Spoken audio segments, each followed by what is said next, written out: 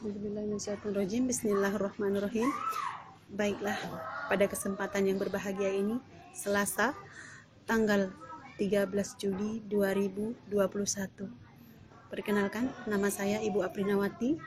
Pada hari ini insya Allah kita akan membahas tentang materi MPLS, yaitu tentang tata krama siswa. Baiklah anak-anak semuanya, pertama Ibu sampaikan selamat datang di SMA Negeri 2 Sentajo Raya. Selamat bergabung dan selamat berjumpa.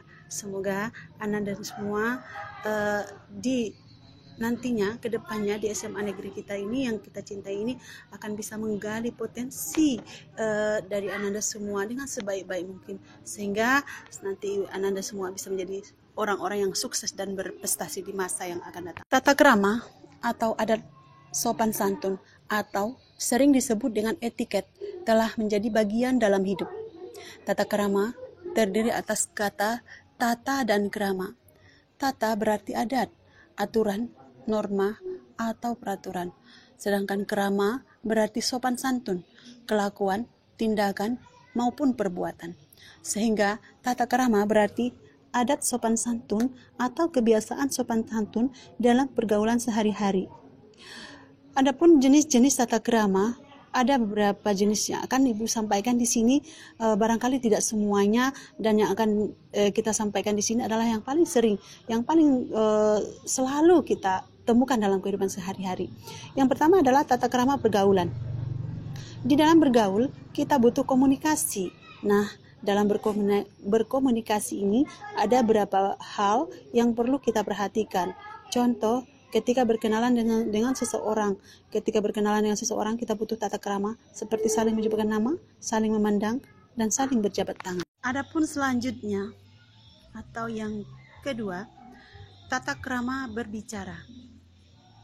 Berbicara atau berkata-kata adalah hal yang sangat urgent, yang sangat penting untuk kita ketahui ilmunya, di mana sangat sering kita dalam berkata-kata itu menyinggung perasaan orang lain. Maka untuk itu perlu ada tata krama yang mengatur seperti apa sebaiknya kita berbicara. Nah, dalam hal ini yang perlu kita perhatikan, yang pertama, saat berbicara jangan sampai menyinggung perasaan teman kita yang sedang berbicara dengan kita.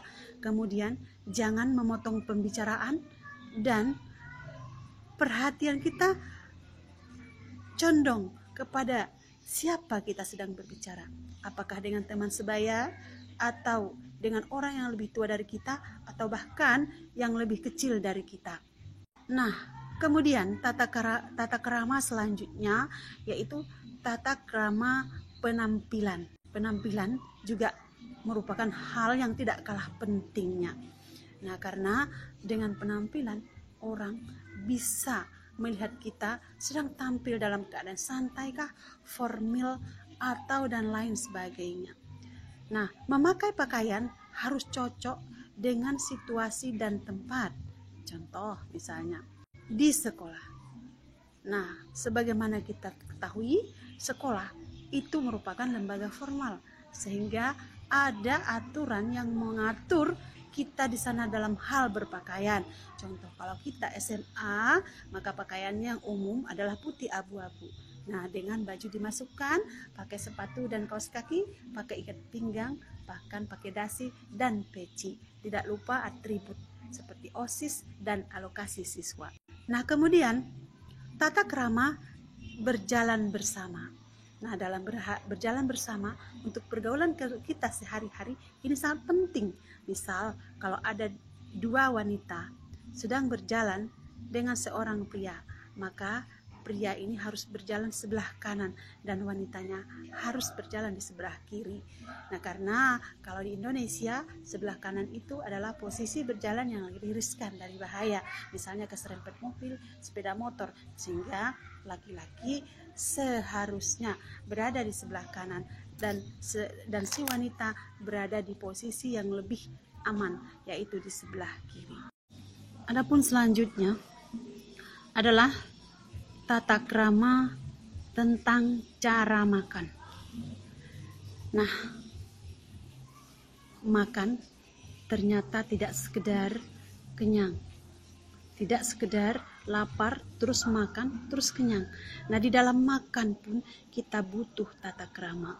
Adapun tata krama yang sudah ditanamkan sejak kita kecil dalam hal makan itu adalah yang paling umum. Yang pertama, makan harus dengan tangan kanan. Kemudian makan tidak boleh bersuara. Kemudian makan, jika kita batuk maka kita harus menutupi mulut. Nah, kemudian berdoa sebelum makan. Nah, itu sudah kita ketahui bersama, dan semoga kalau kita makan, kita sudah bisa menerapkan etiket atau tata krama yang sudah kita ketahui. Nah, selanjutnya ada juga tata krama dalam hal menggunakan fasilitas umum. Nah, fasilitas umum itu sangat banyak. Salah satunya adalah tong sampah. Nah, berapa banyak kalau kita perhatikan sepanjang jalan ada deretan tong sampah dan tulisan-tulisan buanglah sampah pada tempatnya. Nah, ini mengajak kita sebenarnya, jika kita ingin membuang sampah, janganlah sembarangan. Tahan dulu sebelum kita ketemu tong sampah. Nah, sekecil apapun sampah yang kita sedang ingin buang, itu harus dimasukkan ke dalam tong sampah. Nah, lalu kemudian ada taman kota. Nah, ini juga fasilitas umum. Nah, fasilitas umum ini wajib dijaga. Misalnya, dijaga kebersihannya. Jangan sembarang buang sampah di taman kota. Jangan memijak rumput atau jangan sembarangan memetik bunga yang sedang kembang di taman-taman yang indah yang kita perhatikan di sekitar kita. Nah, semua itu ada tata krama, ada etiketnya. Nah, bahkan sekarang ini dalam kehidupan new normal, sekarang kita mengenal ada lagi tata krama atau etiket yang mungkin belum sepenuhnya kita sadari. Seperti demikian dari Ibu. Billahi taufiq wal hidayah. Assalamualaikum warahmatullahi wabarakatuh.